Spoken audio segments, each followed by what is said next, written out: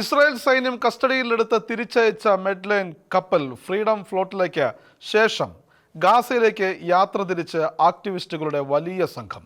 ടുണീഷ്യയിൽ നിന്നും ഗാസയിലെ റാഫയിലേക്കുള്ള കരമാർഗമുള്ള യാത്രയാണ് ആരംഭിച്ചിരിക്കുന്നത്. Morocco, Algeria, Tunisia, Libya, Mauritania എന്നിവിടങ്ങളിൽ നിന്നുള്ള 7000-ലധികം പലസ്തീൻ അനുകൂലികളാണ് യാത്രയിൽ പങ്കെടുക്കുന്നത്.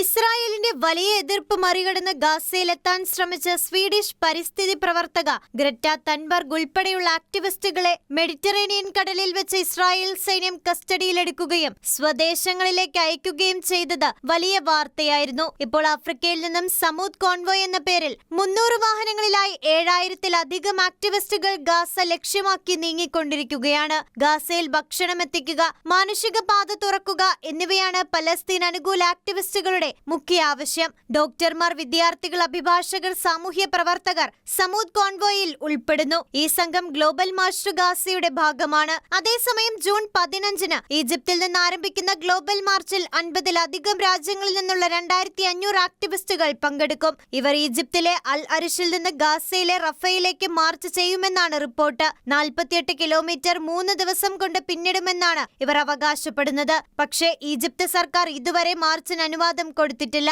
സർക്കാരിന്റെ അനുമതി അനുസരിച്ചായിരിക്കും മാർച്ചിന്റെ സാധ്യതകളെന്ന് പറയുന്നു. അതേസമയം മാർച്ചിനെ പറ്റി ഇസ്രായേൽ ഇതുവരെ ഔദ്യോഗികമായി പ്രതികരിച്ചിട്ടില്ല. യുദ്ധഭൂമിയായ ഗാസയിൽ മറ്റാർക്കും പ്രവേശനം നൽകില്ലെന്ന ഇസ്രായേൽ സൈന്യത്തിന്റെ തീരുമാനം തുടരാൻ തന്നെയാകും സാധ്യത. International desk, Shekinah news.